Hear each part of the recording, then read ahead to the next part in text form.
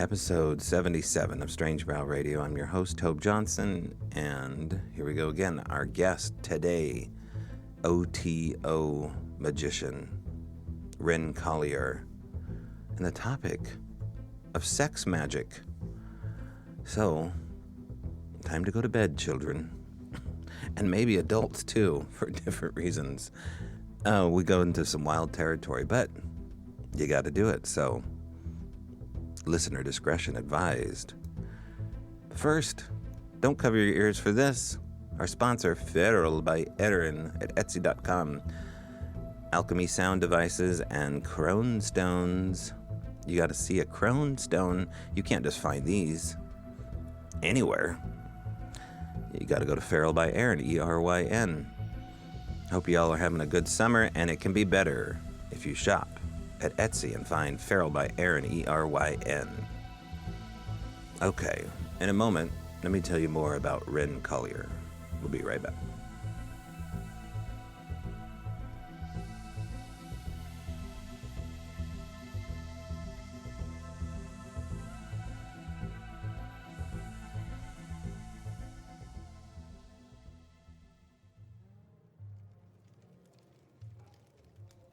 Wren Collier, OTO magician. He knows quite a bit when it comes to the secret order, the secret schools, and a little bit more than the average person about ritual sex magic. So we go there, we talk about it, and listener discretion advised on this one, folks, because there's some things discussed that aren't going to be everybody's cup of tea. But this has some history to it. In fact, JPL history to it. Jet Propulsion Laboratories, or Jack Parson Laboratories. And if you don't know anything about the rocket program or potential space programs, secret space programs, and how that would relate to ritual sex magic, well, it does, and it's not steeped in rumor. It's a lot of this is steeped in fact, and the tentacles of it go all the way out into pop culture via things like Scientology and such. So, anyway, a very interesting conversation with my friend and fellow remote viewer. Actually, Wren's more of an accomplished remote viewer teacher. And so I am just a Padawan in his presence when it comes to learning this. But we remote viewed for about 2 months together. Good guy, solid conversation. But here we go, down the darkened rabbit hole of sex magic and such with Wren Collier. All right, with me today is Wren. I guess we'd call him a classmate in our remote patrol sessions, which are now on pause. Hello, Wren. Hey, Toby. It's actually Wren Collier. It's my incognito name for Facebook. Oh, well, okay. All right. All right. We'll go with Wren Miller then. All right. All right, Wren. Wren, one of the terms that has been passed around regarding you on other podcasts is that you're a magician. And explain to people what kind of magician you are and why you're a magician. Okay. So yeah, I'm a practicing magician. I am a Thelemite, which is a kind of devotee of Thelema, which is a religion that was started by Aleister Crowley. Although I'm not a very religious person in general. I'm also like an anarchist, so I like the message of Thelema, that everyone's equal and that everyone should be free. But my magic, I have a very like scientific approach to magic. Like, I consider it a technology first and foremost, and I'm happy to use whatever works. And a lot of my passion revolves around trying to rebuild the broken systems of Western magic. Like, a lot of people don't realize like how fragmented the Western magical tradition is. like Eastern magical traditions, like say Tao, like Taoist magic, are very complete whole systems that have been preserved through, tons of generations, for thousands of years. The Western magical tradition, on the other hand, has no such lineage and is fragmented. And even so far back as like the Greek magical papyri, you see that that is made up of a hodgepodge of Jewish magic and Egyptian magic and Greek magic. So the magic that I work with most right now, um, is Renaissance angel magic, like sort of a particular kind that was popular in Europe and in England in, say, like the 1600s, 1700s. Um, it mostly revolves around using a specific set of tools in order to conjure angels into crystals. And then that can be utilized for different practical. I mean, you can get information from them, chat with them.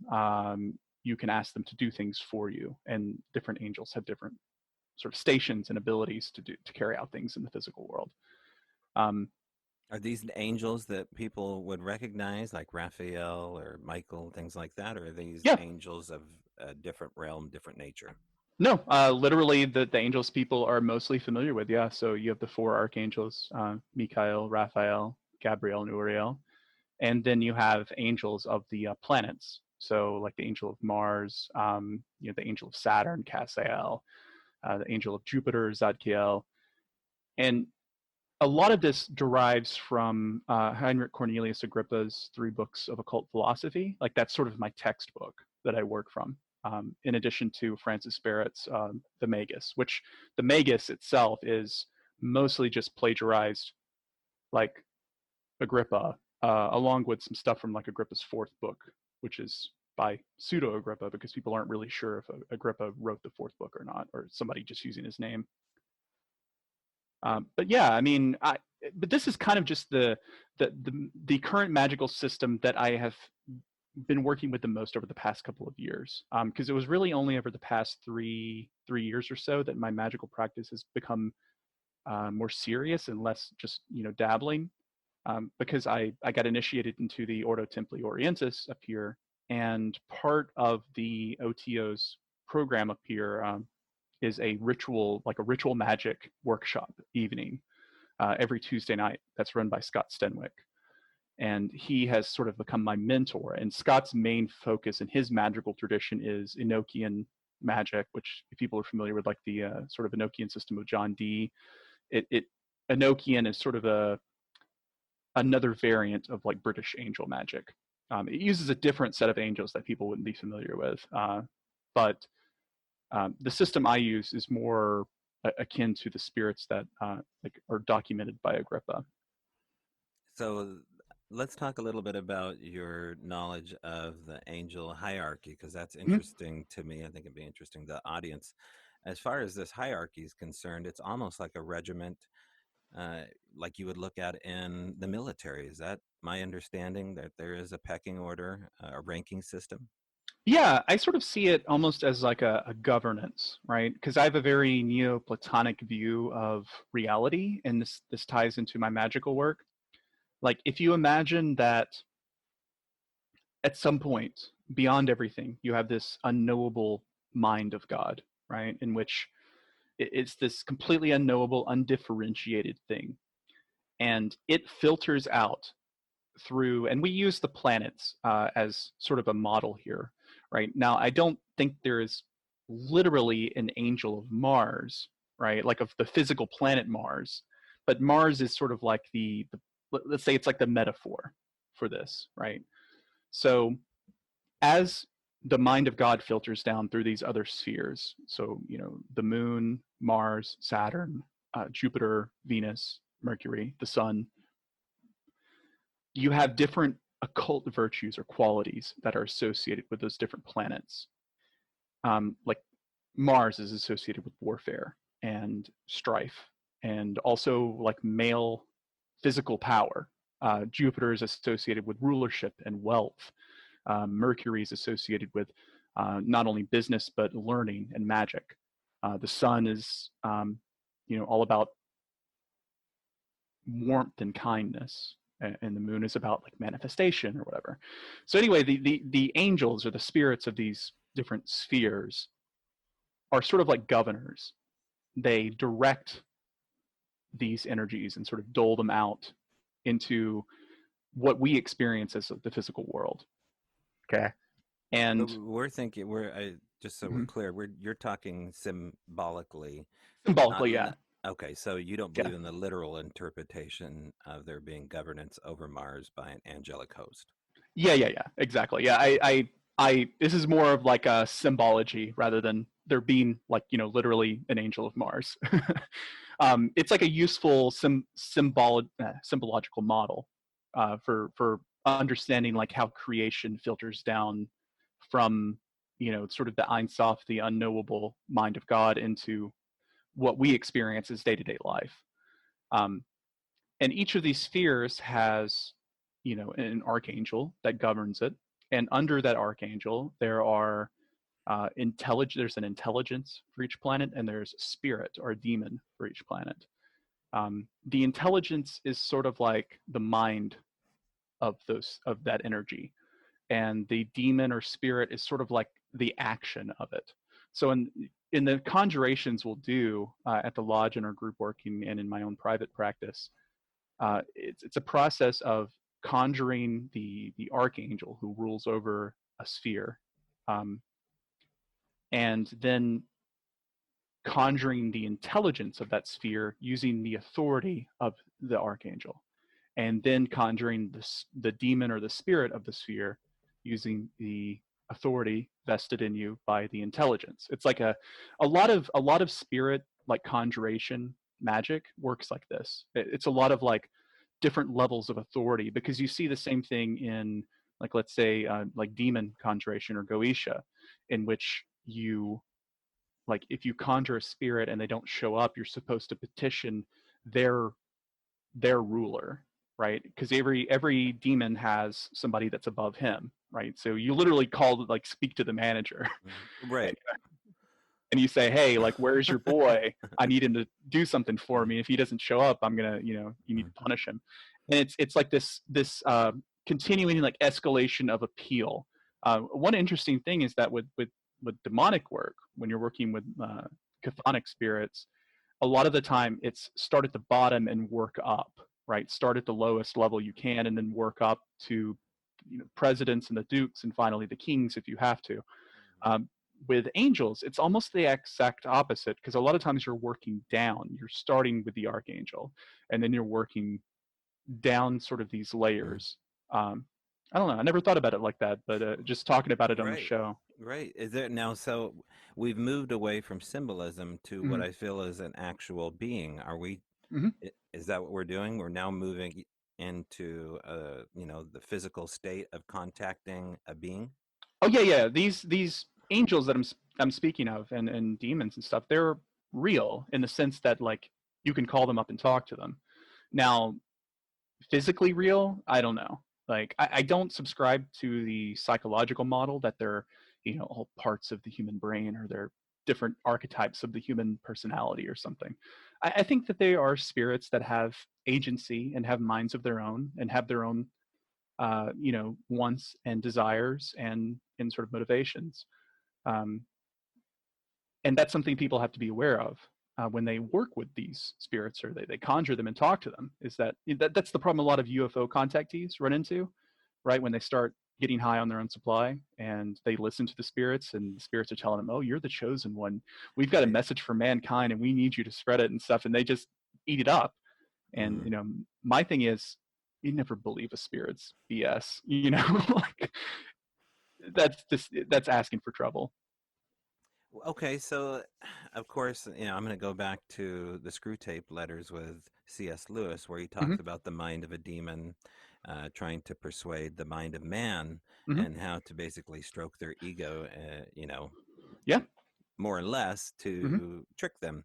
So, is that the ultimate goal over what people would traditionally call a demon or a trickster of some nature? Is to detour man's mission from their maker? What? How do you feel about that? Well, There's different schools of thought on this. There is a sort of tradition that one of the reasons like, let's say we're talking about the Solomonic tradition, where you have these demons that were bound by King Solomon and forced, kind of pressed into the service of mankind. The idea is that they are like sort of fallen spirits, right? And by doing things for humans, they can sort of maybe atone for their crimes and be allowed back into heaven. That's one way of looking at it.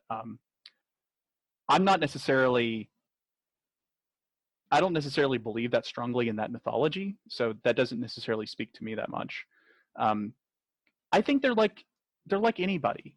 You know, you meet some people. Some people are honest with you. Some people are nice to you. Some people want to help you. Some people want to trick you and manipulate you and use you. You just have to be able to you have to be able to question things. You have to be able to think for Mm. yourself. Because I think different spirits have different goals. I mean, if you look at the Enochian spirits that John Dee called up, they seem to have this plan of building like a British empire, right? For some reason. A lot of times I think the actual motivations of these spirits are a little arcane. Like maybe it's hard for us to tell because they're working on timelines that are far beyond the span of a human life, right? John Brennan, or G.H. Brennan, wrote a really good book about this called Whisperers, where he sort of discusses the history of how world events have been influenced by spirit contact, both like say in Nazi Germany or John Dee's Enochian angels, and how it seems like there are different groups of spirits and they each have their own agendas, and sometimes they're at odds with each other, and humans kind of end up being the pawns in their relationships. You know, which is a very like I don't know Greek way of thinking about it. Like Right. in It the sounds Odyssey. like something out of the Odyssey or Clash of the Titans, you Hmm. know. Yeah. Uh, Let me ask you what you've seen, Ren, as far as entities or what you've physically Hmm. contacted. So I wish that I could say that I've gotten a full visual manifestation, but that's still something I'm working towards. Um, Other people who I respect claim that is a thing that can happen. Um, that if you do everything right, you can just see a demon appear in front of you, as real as someone really standing in front of you. Most of my experiences have been far less dramatic than that. Um, but what I have found is that like the effects are the same. I've gotten the things I asked for, even if I couldn't necessarily see the spirit. Um, I've seen some things like shadowy forms. One time I was doing a ritual and these three sort of really thin threads of light, like straight columns of light, appeared in my room. Um, I know one time we were doing a group ritual at the lodge, and we use a thing called a table of practice, which is like a circular, round wooden disc that acts as sort of a focus for the ritual. And as we were doing it, I started to see this like kind of black mist, like start swirling in the middle of it. And that was very odd because it's one of those things where it's like you can't tell if your eyes are playing tricks on you or if you're really seeing it. It's almost well, from remote viewing, right? Sometimes it's hard to tell if you're actually doing it because it's so like something's happening, but it's so subtle that it's like it feels off though. And a lot of the time, I think I'll feel a presence in the room. Like if that's usually how I gauge whether or not a spirit is there. Like I'll be doing the ritual, I'll be saying the names, I'll be chanting the incantations and stuff, and eventually it feels like all of a sudden the room gets heavy, or the room gets a little darker, or the air gets thick, and it feels like somebody's suddenly standing in the room with you. And it's sometimes Mm. hard to gauge like if that's just your imagination or you just psyching yourself out or if that's really there. I think a lot of people go into this expecting it to be much more Hollywood than it really is. Mm-hmm. And I do think that the sort of full visual manifestation, like you would see in a movie, is a thing that can happen. I just think it's exceedingly rare and probably only something that happens to people who've been doing this for a long time, or maybe the circumstances are very ideal for it Mm. or something. One of the things you brought up, I think, is interesting, is this idea of pointing at you being special. You're Hmm. unique. You're this Hmm. golden child, But Mm-hmm. that seems to actually happen to people, where there are people that have these meetings. They have contact with the others quite Mm-hmm. often. Mm-hmm. Um, you know anybody like that, and have you ever worked with them to amp up your own experience? Hmm. Sort of. In a way. Okay, so I talked to, I don't know if you're familiar with Cheryl Lee Black. No. Okay, so she is a multiple NDE experiencer. Um, and I would wager probably one of the most, this is a corny way to put it, but one of the most powerful psychics on the planet in terms of like psychokinesis, right? Like being able to affect electronics and move things with her mind. Um, there are a number of research papers that are about her. They don't name her by name, you know, because it's a research paper. But she worked with Dr. Michael Persinger quite a bit, and so I've read some of those papers, and I've talked to Cheryl Lee on many occasions. I've never had the opportunity to meet her in person, Mm-hmm. but the thing that Cheryl Lee has, she has been a like invaluable resource. Like if I ever have a question about psi research, she knows the answer to it, or she can point me to a research paper that can help answer the questions Mm-hmm. and stuff. And so I really look up to her. Mm-hmm.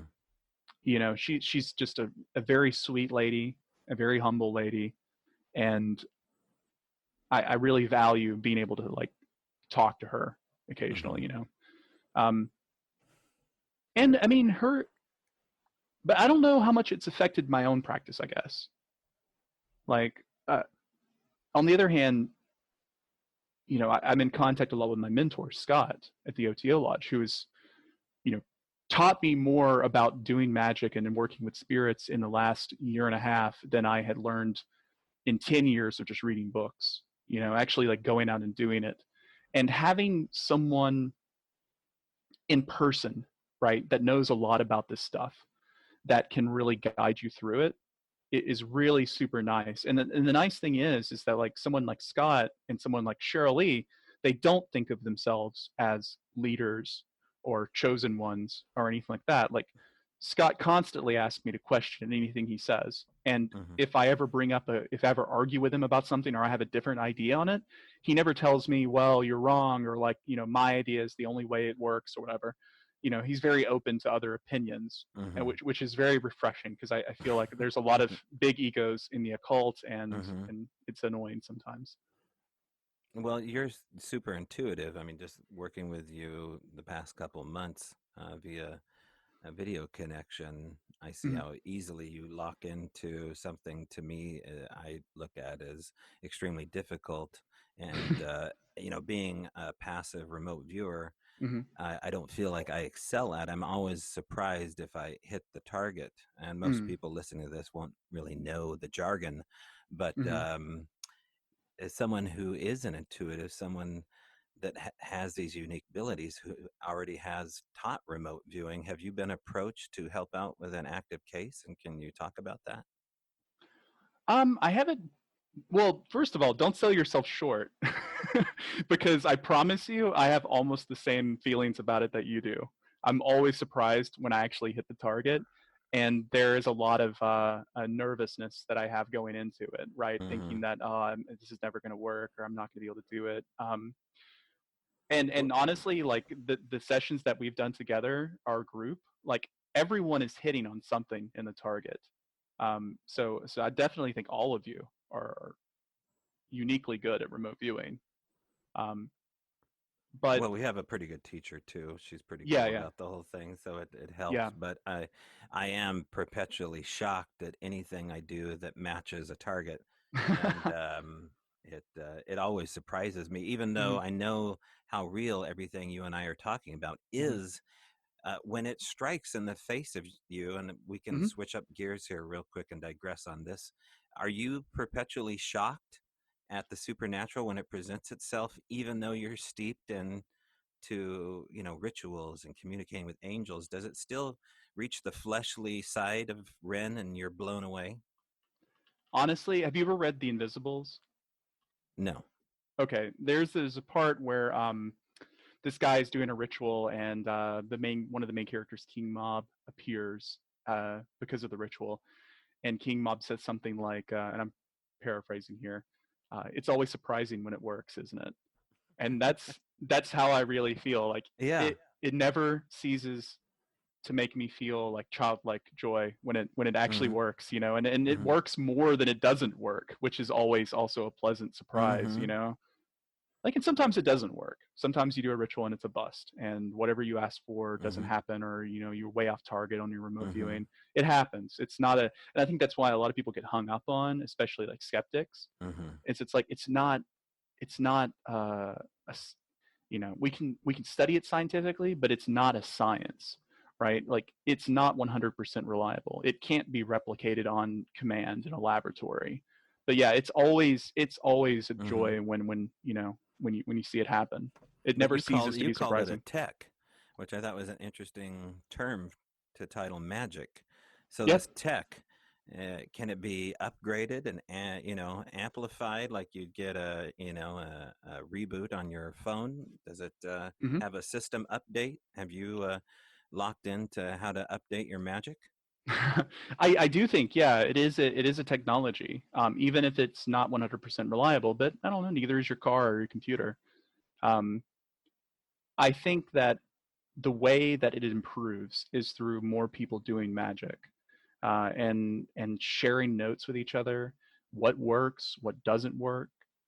Being brave enough to throw out stuff that you may be wedded to if it doesn't work. Like having the sort of intellectual curiosity to branch out and explore other things. Like, how familiar are you with like Bruce Lee and like Jeet Kune Do?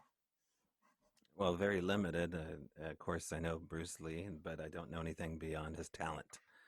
Yeah, so the idea behind his sort of martial art Jeet Kune Do was that, like, let's take all of the best aspects of each martial art, right? And not worry about adhering to one specific system or one specific tradition.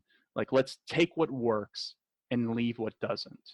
And that's how I see, like, a lot of people who did, I think that's why you thought like about chaos magic. A lot of people who were like chaos magicians in the 90s and stuff, that was kind of the ethic or the ethos there too. Like, they wanted to, but their problem was they tried to what's the word I'm looking for, like, reduce everything to atomize everything down to some fundamental level, and in so doing leave behind a lot of useful parts of it.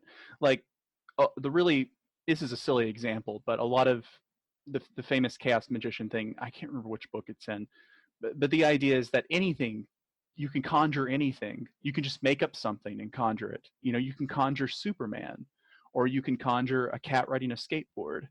Like, because it's all in your head. And I think going that far was a negative, because some of these things do have an existence beyond humans, right? Like some of these gods and spirits and stuff, they've been around for a long time. And maybe we made them up a long time ago, but maybe they have an existence that's external to us. And leaving all that behind, I think, was a mistake. But the reason I was talking about the Jeet Kune Do and the idea of taking all of these different things and using what works is, like, that's how I approach magic, right? I didn't initially have any interest in doing angel magic, but I saw the kind of results I was getting through my group work with Scott at the lodge, and I said, okay, like, let's continue down this path because there's something here. Mm-hmm. But I'm always thinking, like, what can I learn from this and apply it to other magical systems, and what can I improve on? Mm-hmm. And that requires experimentation, and it requires data collection, and it requires, like, sharing that Mm-hmm. information with other people and having other people try to replicate your results. That's why I said you could study it scientifically, right? Like, you should publish what you're doing, and you should talk about it. You should list what parts you used, or what magical tools you used, and what the phase of the moon was, and what zodiac sign. Like, share every little data point that you can get, share it, and then have other people compare notes. And that's the only way this art, like, progresses. right? Right. When you're describing it, it almost sounds like you're describing tech. We Hmm. moved away from MySpace to Facebook.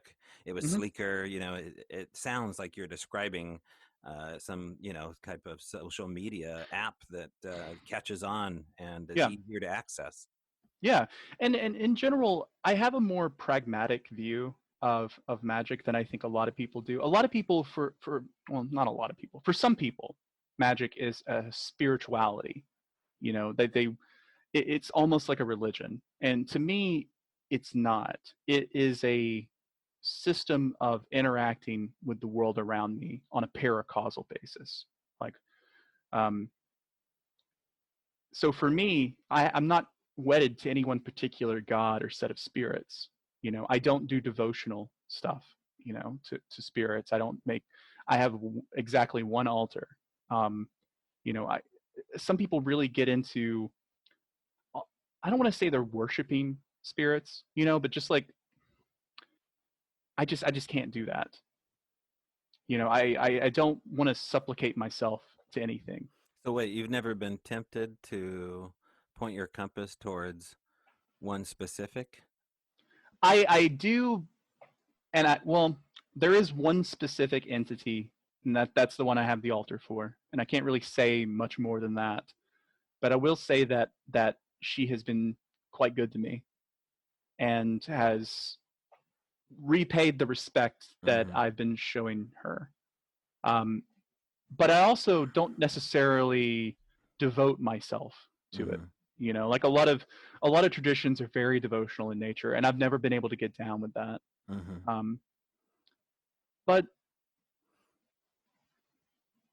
I just, more than anything, I just want people to try this stuff on Mm-hmm. their own, because I was thinking about this the other night because I've been reading David Morehouse's book on remote viewing, and one thing he has this whole section about talking to skeptics and stuff, and I was thinking to myself, like, what's the point? Like, trying to explain some of this stuff to someone who comes at it already with like a skeptical mind, and I don't mean skeptical in the sense of like questioning it. I think listeners of the show know what I mean, like a dismissive skepticism, right? Um, it's like trying to describe what color is to someone who was born blind. They're never going to get it. There's nothing that you can Mm-hmm. say. There's no research paper that you can show them. There is no evidence that you can produce that will ever be good enough for them, right? Because that's not the point. That's not what they're trying to do. Um, and I really think it's just personal experience. People have to Right. experience this stuff to Mm-hmm. understand it.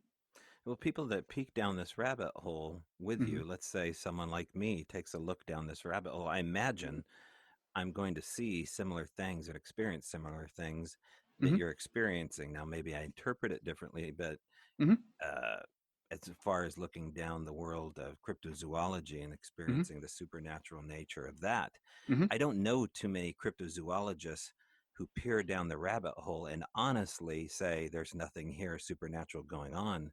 They Yeah. may deny it, but they never go back the same way. Have you ever seen that in the realm of people that look into the angelic host, that say, this Hmm. is nothing but bullshit?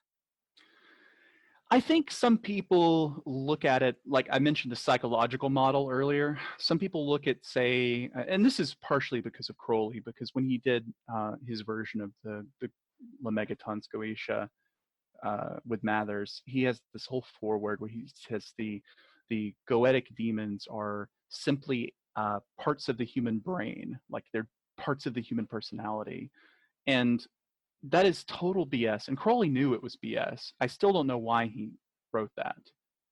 Because anyone who does 5 minutes of work with this realizes pretty quickly that these things aren't just coming from your head. But there are people who seem to still believe that, and I don't understand it. But um, more than anything, like you were talking, I think you're referencing too, like that sort of division in cryptozoology. And I hear about this from like Josh Cutchin and Tim, that there's this sort of divide between people who say, oh, well, it is primarily like a paranormal phenomena, and people who are turds and tracks, like it's a purely physical thing. And I think the problem is on both sides in that they're sticking to this Cartesian dualism in which there is a separation between, say, the physical world and the imaginal world. When in reality, I think it's something much more akin to what Patrick Harper talks about in Daimonic Reality, that it's much more muddled than that. Some things can be physical and they can also be paranormal at the same time. Like a Bigfoot can leave tracks and it can leave hair behind. It can also, levitate and disappear into thin air, and Right. like one thing, it doesn't even mean they're a different thing. It's just that we tend to think of the world in these like two extremes, when in reality things are much more complicated than that.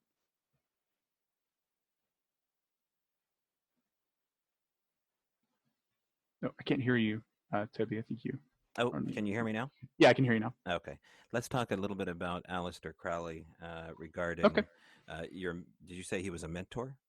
Well, okay, so I consider myself a Thelemite, but even that is kind of loose, in that my version of Thelema is probably a little different from.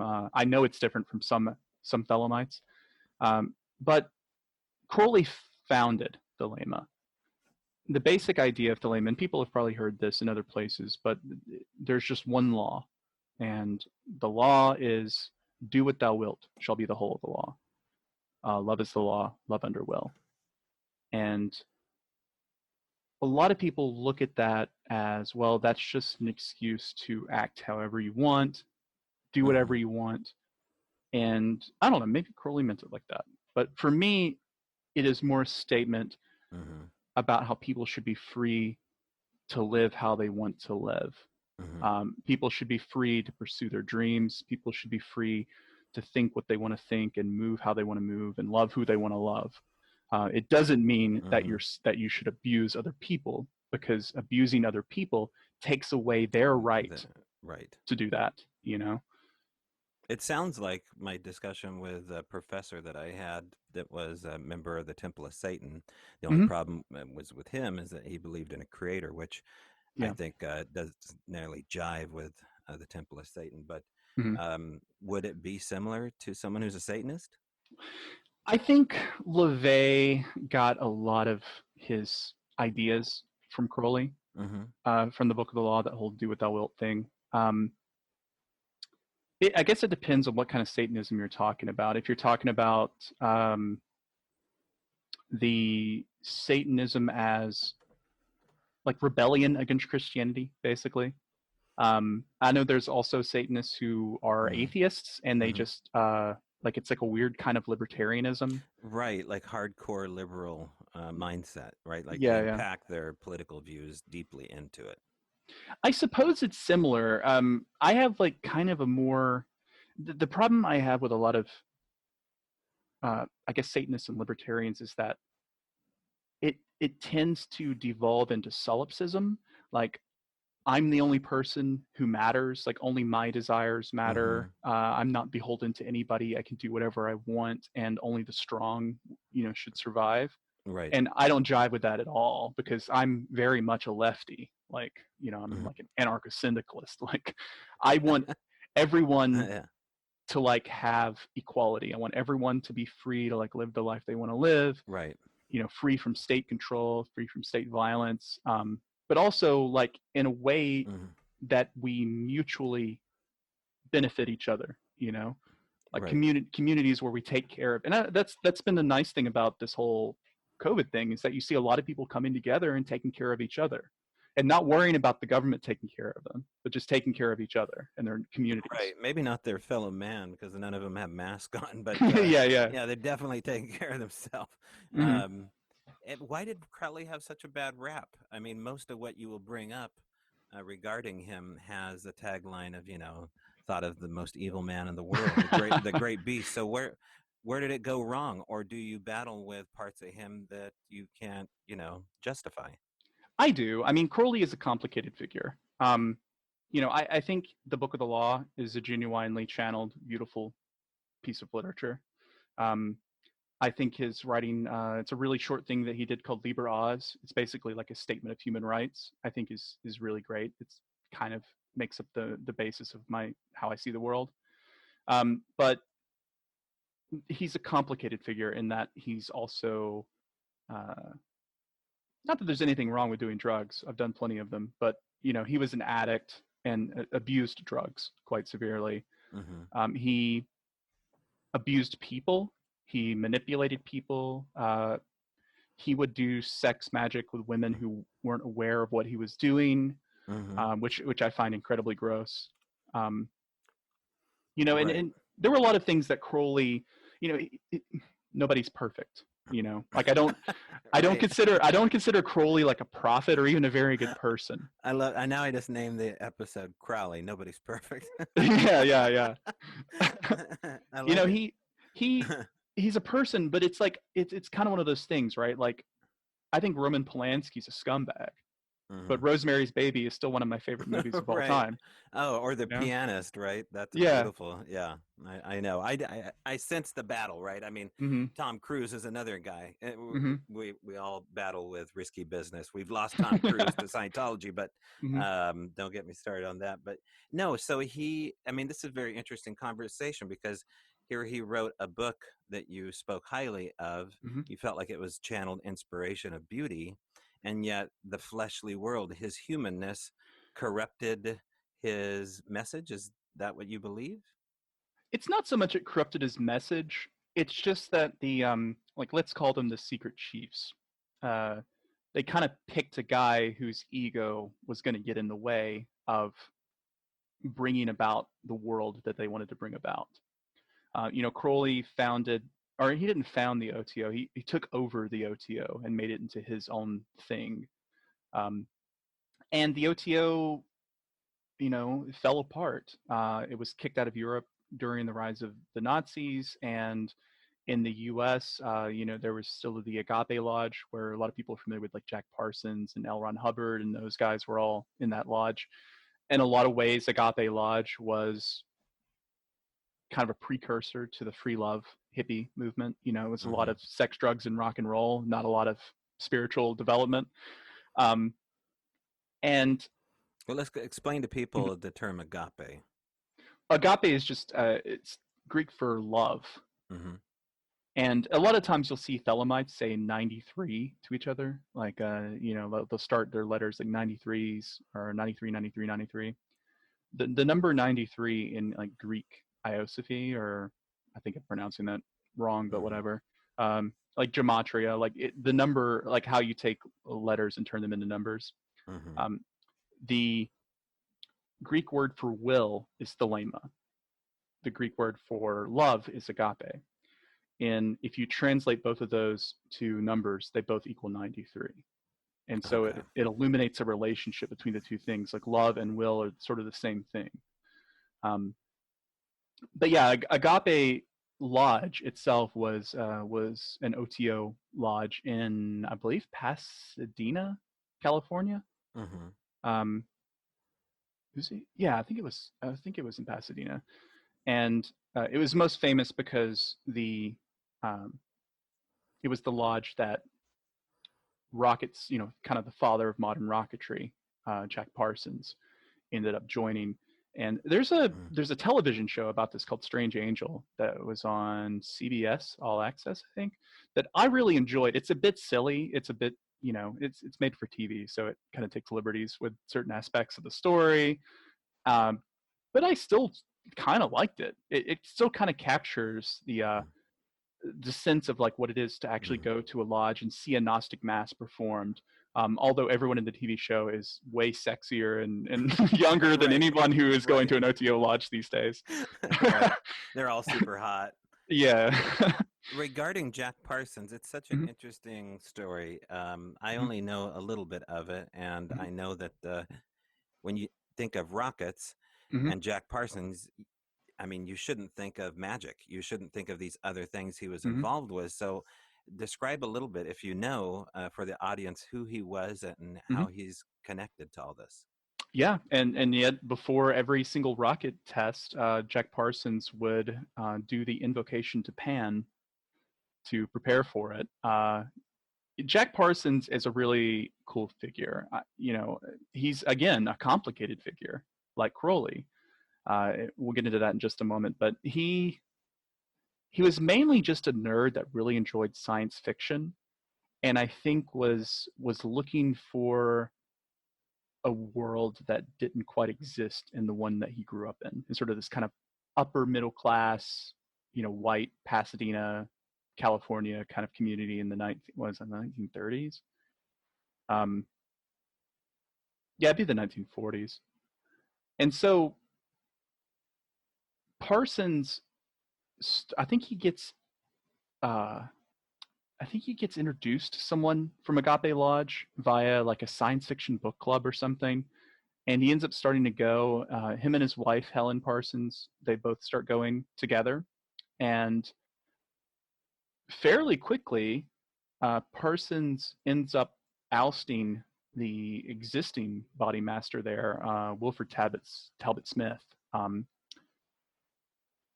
Now, Parsons, at the same time, is getting involved with the rocketry program there. That it's like just starting, right? He's helping to kind of build this from the ground up. Like him and his team were some of the first people experimenting with solid fuel rockets. And this was at a time when rocketry was seen as kind of quackery. But they were able to secure funding from the government, and they ended up founding a place that still exists today, JPL, Jet Propulsion Laboratories. You could also say it stands for Jack Parsons Laboratories. And Parsons ends up moving Agape Lodge into a mansion that he has there in Pasadena. And Wilfred Talbot Smith ends up kind of leaving. Crowley demotes him. Crowley begins sort of a back and forth with Parsons. I think Crowley really liked Parsons and wanted him to sort of be his successor or mouthpiece in America. And what's funny is that like Parsons at the time, he's very much into, this is why I said about the free love thing. He was very much into having like multiple partners and encouraging everyone to sort of sleep around. It always comes back to that, does it? I mean, it's every time you look down the occult road, especially occult road, it comes back to guys that can't keep their boner in check time and time again. And yes. I mean, it just cracks me up. It's always the fall of them. They could have had it all, but they just can't keep their dick in their pants. So that's interesting. So he struggled with that too. Yeah, definitely. And he ends up, his wife ends up leaving him for the guy that he sort of ousted. They move off together, and Parsons starts a relationship with his wife's little sister, who was only 16 at the time, which is extremely gross. I just want to say I do not approve of this. Maybe it was a different time, as the 1940s, but right. Still gross. Right. So it was this. What was her name? Susan. I think Susan Parsons. I probably got that wrong, but she is the one. Eventually, a man that we most people will probably know, L. Ron Hubbard, ends up joining Agape Lodge, becoming fast friends with Jack Parsons.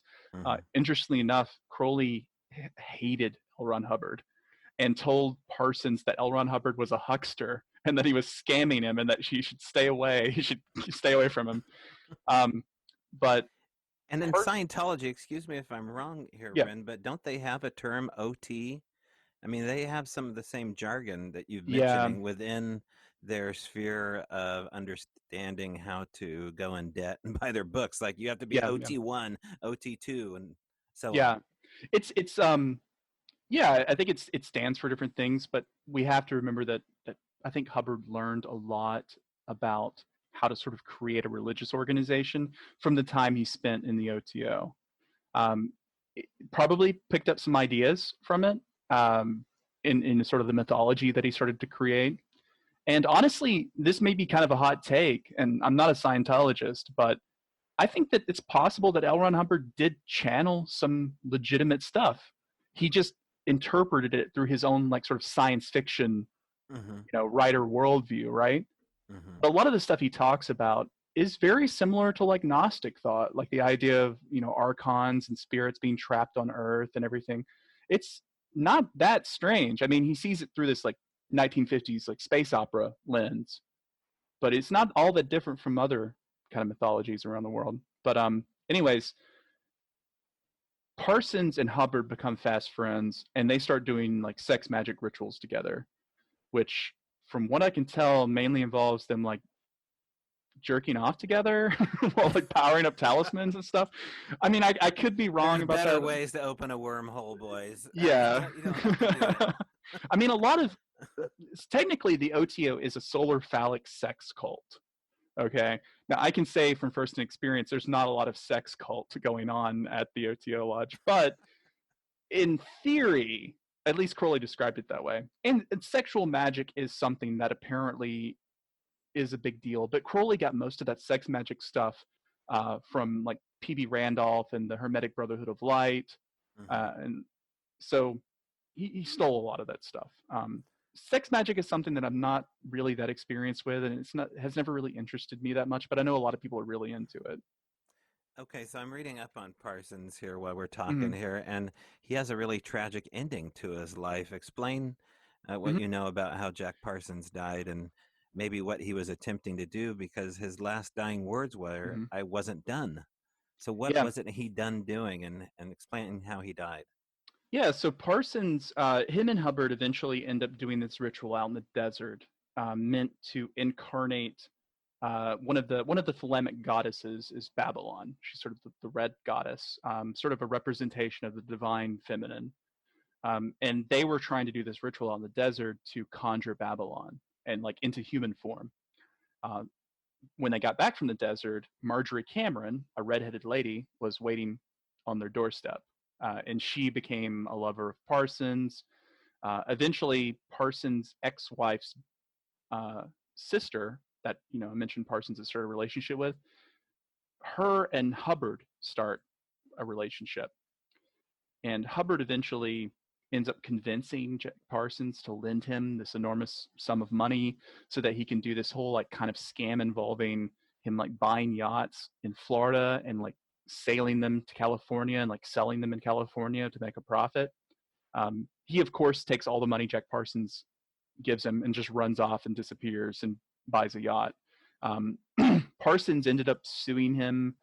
Parsons actually ended up chasing him down to Florida and did a ritual on the beach as Hubbard was like sailing away in his yacht to conjure a demon of storms, and ended up actually sinking the yacht because a storm like came out of nowhere. Um, so Parsons, sued Hubbard, but never really like he didn't have any of the money. He spent all the money that Parsons gave him, so he didn't really get anything back out of it, and it left Parsons in a really bad financial state. His closest sort of associates had basically stabbed him in the back. He had little to no money, and he basically, I think he ends up losing his security clearance because the government thinks that he's trying to steal like secrets for Israel. Um, and he just basically has to get a job. He starts making fireworks and stuff because Parsons was not like, he didn't like go to school really for like rocketry. Like he didn't have a doctorate or anything. He was largely like self-taught, and like a lot of the stuff he knew about, he was a genius with chemistry. But a lot of it was him sort of just teaching himself how to do stuff. So the story goes that Parsons is out in his garage working on something. The official story is that he was working on some fireworks, that he was building to sell, and his garage blows sky high, and kills Parsons. He doesn't die immediately. I think he makes it to the hospital, but there's a lot of people who think that there's something fishy about his death.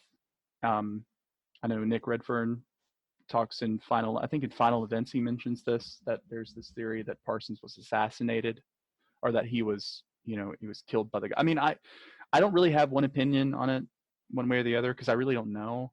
I mean, I don't understand why he would be assassinated.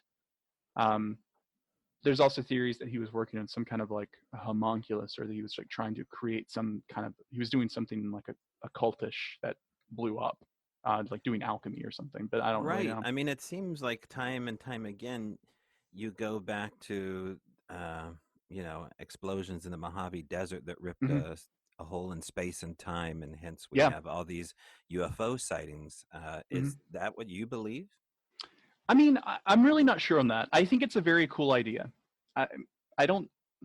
I just don't know. I mean, Nick Redfern talks about this in Final Events, how at least some people in the government thought that the UFO flaps were directly related to the Babylon working that Parsons and Hubbard did out in the desert, right? Mm-hmm. They think that he maybe opened a gateway, because it was not soon after that that Kenneth Mm-hmm. Arnold has his sighting, and you have these first major like UFO flaps. It's also Mm-hmm. the same year that Crowley dies, Right.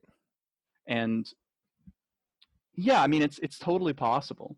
That the whole Mm-hmm. idea of the nuclear weapon opening up a portal, Mm-hmm. and letting in these entities, is actually comes from Kenneth Grant's works, and specifically this, I can't remember her name. It was like the Amaranth working or something. It was like this Mm-hmm. this sort of mystic and channeler that he knew, and she said that like she had sort of gathered this information from the spirits that the nukes had like let them in, Mm-hmm. basically. Wow. And time again, I Mhm. speak of Twin Peaks in the same way that maybe Joe Rogan would talk about MMA. And Mhm. it's kind of, I go back to the world of David Lynch and Twin Mhm. Peaks Mhm. and Mark Frost. I feel like he's kind of been my mentor along the way to Mhm. understand these secret schools, and in Mhm. particular, the world of the Black Lodge and the White Lodge and the Red Mhm. Room, and how these have kind of been my buffers along the way to understanding what you're entrenched with. Do you find that there's any connection with pop culture explaining to the layman like myself how this works? With Twin Peaks, absolutely. I mean, what's really funny about Twin Peaks is that so much of it, I think a lot of the Black Lodge, the mythological stuff from Twin Peaks, I think a lot of that is Mark Frost. Because I like, if you read his like Secret History of Twin Peaks book, like a lot of this stuff I think is Hmm. stuff that he's passionate about too. I think he's a big like UFO Are nerd. you getting code out of Mark Frost that he's in the same kind of sanctuaries you are, doing the same rituals you are? Is he I can informed? I don't know if he's a practicing magician or anything, but I can definitely say that he is quite familiar with the works of Kenneth Grant, because so much of the Twin Peaks mythology, especially the stuff in season 3, is largely Kenneth Grant fan fiction, basically. Um, Mm-hmm. like the whole sort of Purple Sea, Mm-hmm. that Cooper ends up going to, where Mm-hmm. like the giant lives and stuff. That's literally a concept in Kenneth Grant's stuff where he talks about there being this sort of alternate dimension where these spirits like come from, called the mauve zone, and mauve is like a purple color. um and the whole White Lodge, Black Lodge stuff, that comes from, it comes from like theosophy, but also to like the sort of mythology of Kenneth Grant and the mythology of the Golden Dawn. Mm-hmm. um what's interesting, I was just talking last night with Alan Greenfield on Conspiranormal about the whole Hellier thing, Mm-hmm. and how I think that that is a recruiting effort by, I hate the term White Lodge and Black Lodge. Like I like it in like the setting of Twin Peaks, but Mm-hmm. it's got these like kind of unfortunate, maybe racial connotations, like black being evil, white being good. It's just, you Oh, know. I don't know. Does it though? I mean, if you go down a dark alley instead of a lit alley, which one are you gonna pick? I mean, That's true. that's the way I always looked at it. Yeah, yeah. I mean, I still use those terms. Some people kind of like cringe at them, but Yeah. I I do think, maybe not exactly in the same way as in Twin Peaks, but I do Mm-hmm. think there is such a thing as a White Lodge and a Black Lodge in this world. Mm-hmm. Like when I mentioned earlier, like the secret chiefs, I believe that there are groups of entities that, let's say, they have our best intentions in mind. Maybe they're not all good and light and love and happiness, but they want to see humans succeed. And they want to see us free. They're like Mm-hmm. spirits of freedom, basically. And you have the Black Lodge, which are the spirits of control, of like slavery. It's what a lot of people in the more conspiracy minded world might refer to as the archons. Like the sort of the lords of the earth, right? Mm-hmm. And I think that these two ends of the spectrum, freedom versus control, are constantly battling in a sort of spiritual way. Mm-hmm. But in order to enact their agendas on Mm-hmm. Earth, they need surrogates. They need people to act for them, right? So I think the Black Lodge seeks out the rich and the powerful, Mm-hmm. the elites of this world, and try to enact systems of control upon people. Like, unfortunately, you're seeing a lot of this with the recent quarantine.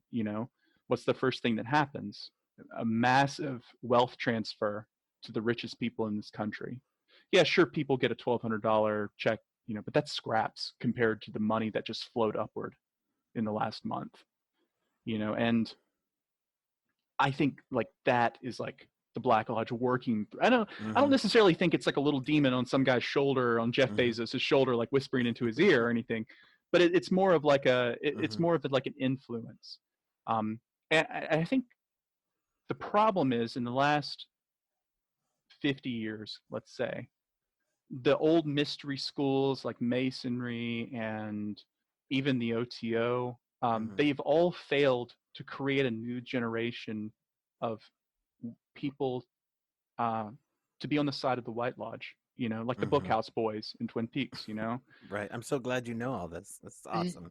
Yeah, like, At this point, I don't care mhm. about the audience. I'm totally geeking out. Like, this is Joe Rogan talking about MMA fighters. As soon as you start talking about White Lodge and Bookhouse Boys, I just don't care anymore what people think. So I'm glad you're going there. Yeah, and there needs to be a new Mm-hmm. generation of Bookhouse Boys, of Mm-hmm. people who are on the side of like freedom and Mm-hmm. life and liberty. And I think Mm-hmm. the secret chiefs, or whatever you want to call them, the White Mm-hmm. Lodge, they're moving things around in Mm-hmm. order to recruit for their side. And I think that that's what a lot of the stuff in Hellier is, because I think Thelema is a manifestation of that. I don't necessarily think Thelema is the answer or even the way forward, right? I think we need to come up with something new, Mm-hmm. right, to replace all these old failed projects. Right. But I do think it is the model for what I would like to see moving forward. I think a lot of the old, and this is something they talk about at the end of Hellier season 2 about, I think John Tenney brings this up, that maybe they want us to come up with new rituals, and say all this Right. old failed stuff, just leave it behind, and just Mm-hmm. take the core of it and just Mm-hmm. run with that.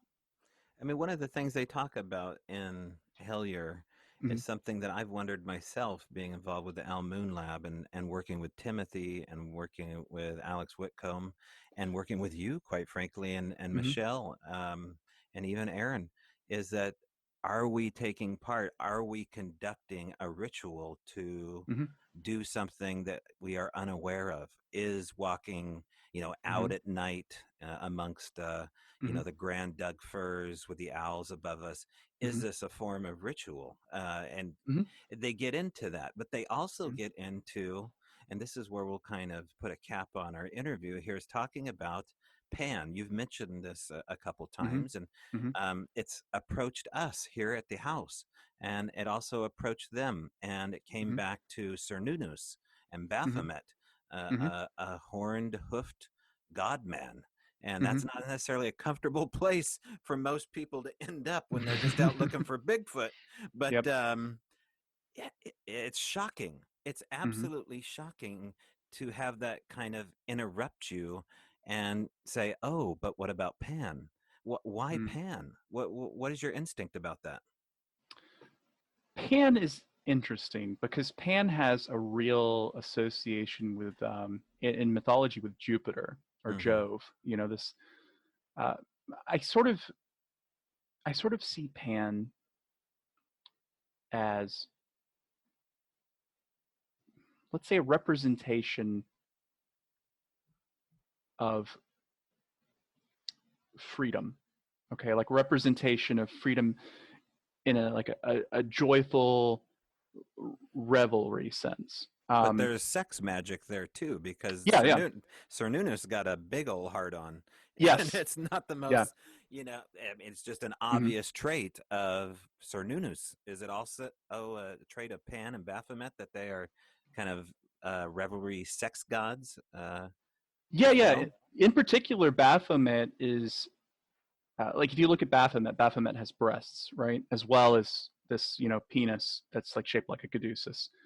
And the idea is that he represents, or it represents, a synthesis of like male and female, and that is like the primary sort of uh, core element of, like, say, Thelemic magic or even sex magic. It is the union of different polarities. So male, female, hot, cold, light, dark, mixing those two things together to create a third thing, like to create a synthesis of it. Um, and I think Baphomet especially is a representation of that because it blends elements of the divine and the infernal, the male and the female, and it takes them all and sort of shows you an amalgam of those things. Um, Pan in particular, and you're totally right about it being also like having a sexual element to it, right? Mm-hmm. Part of me, and maybe this is just I'm just riffing here.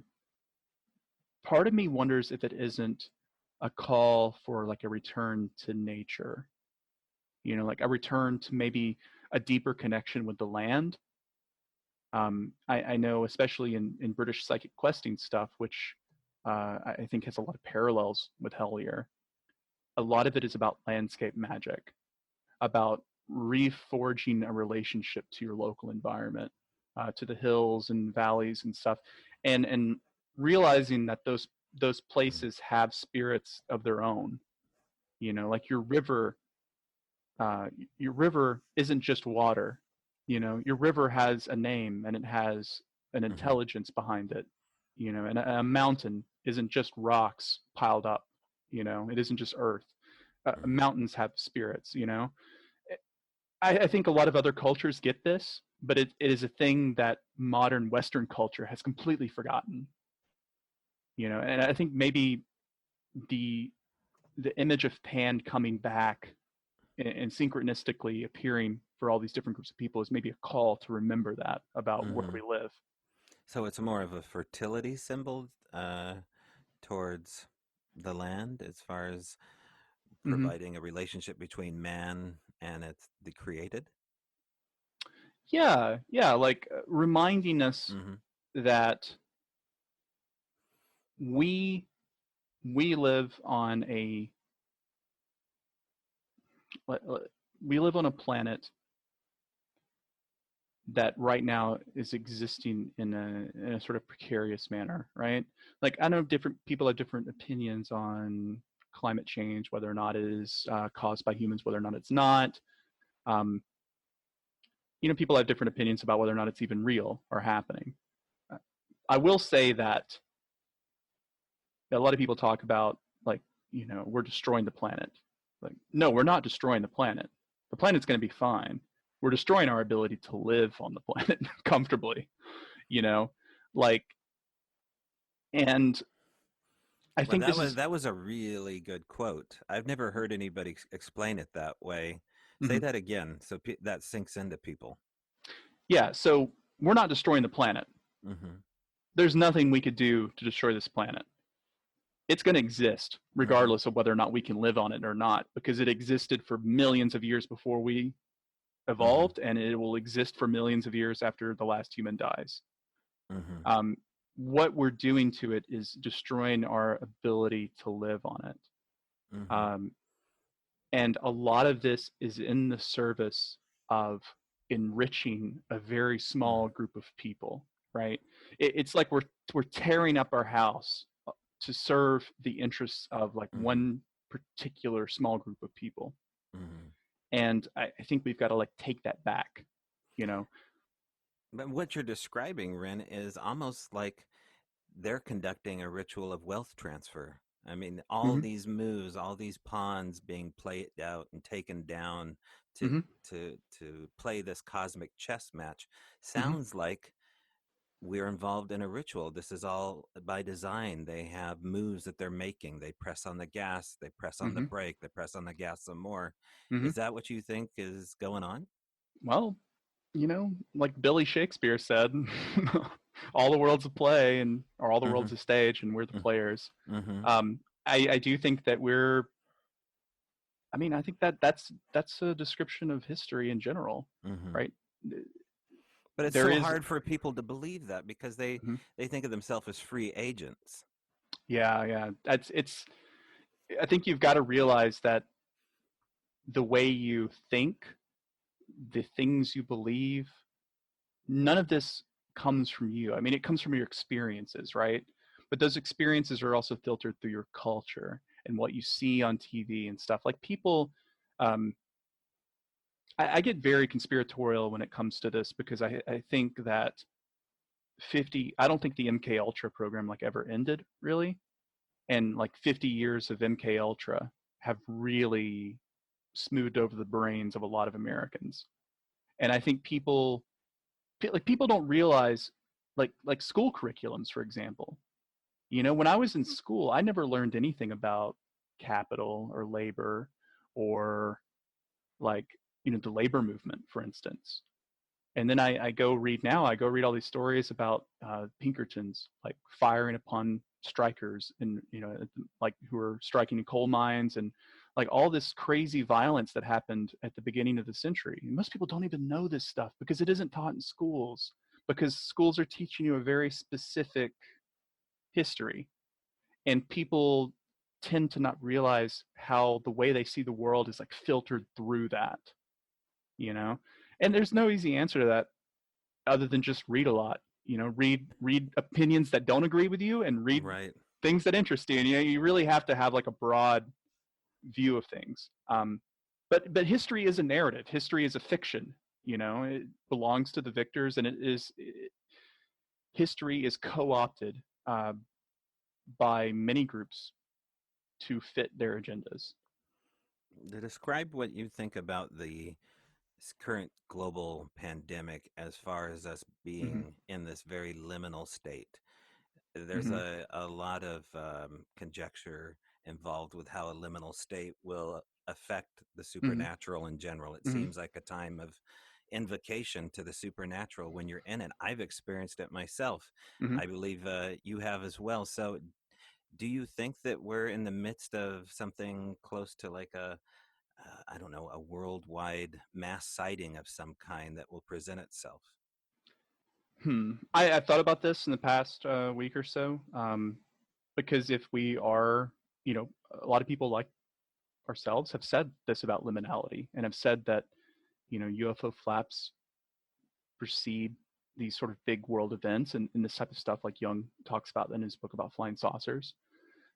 So it's totally possible that there might be a big uptick in the paranormal in the coming weeks and months. Um, I really don't know. I do think there is something strange in the air because, like I was saying before the show, this hasn't necessarily changed like the way I live my day to day life because I didn't go out much to begin with, other than to go to the lodge and do magic stuff and go see my girlfriend. But uh, I'm not a big bar fly or anything, so it's not Right. like a huge loss for me. But I see how it's affecting other people, and like when I do have to go out in public to get groceries and stuff, there is this real sense of like doom in the air. Like just everybody feels anxious. People are staying away from each other. It feels scary out there. Hmm. It really does, and that is something that I've never felt before in my life growing up. I've just turned 35. I've never experienced anything like this in my entire life. The closest I could come to was like the day after 9/11. Like, but it's been like the day after 9/11, but for like Mm. a month now. you Right. know like it Yeah. just won't end, and I don't think it's going to end anytime Hmm. soon. And a part of it is a little exciting, and I hate to say it because I'm not excited about people dying. Hmm. People, please don't take that the wrong way. But I think now is the best time there's ever been in the West for there to be like a real revolution. I don't know if that's going to happen. Hmm. Probably won't. Um, Yeah, but because most revolutions are bloody. I mean, the yeah, ones that yeah, make change. yeah, and that's not necessarily something I'm looking forward to. Hmm. But I really worry about what's going to shake out in the next couple of weeks. People's rents are coming due. If people, if all these landlords start evicting people from there, because not all Right. places This is a put good time to eviction moratoriums in mention. This is place. a good time for you to mention your Patreon page. Yeah, yeah, and I think like I don't know, man.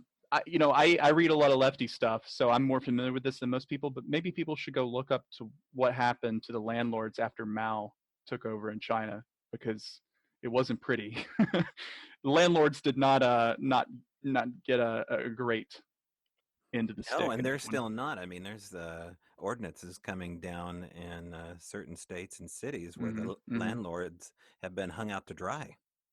Yeah, but the thing is like, what are people going to do? And if people start getting thrown out of their homes, because I think, did you see the unemployment numbers are insane? Like 7 million people filing Hmm. unemployment claims. Like this is I saw a graph of like this compared to the 2008 recession, and it was like nothing, like that has ever been seen in American history. Yeah, seven And million and one. By the yeah, way. it's completely insane. And if our government can't get it together and get people the assistance they need, I don't know what's going to happen, because people are going to start getting desperate, and desperate people do desperate things. And I don't want there to be mass violence, but I don't know. I'm not counting out that possibility. Um, Hopefully that won't happen, and this will all blow over, and everything is going to go back to normal. But I don't know. I don't think everything's going to go back to normal. We'll see. Well, our guest today has been Wren Collier. I would call him a magician, a very good magician, and a kind man, and a talented remote viewer. Wren, do you have anything that you want to promote? Anything coming up? Or you have anything stashed away for 2020? Well, mostly, I mean, if people want to read some of my writings, I have a blog at liminalroom.com.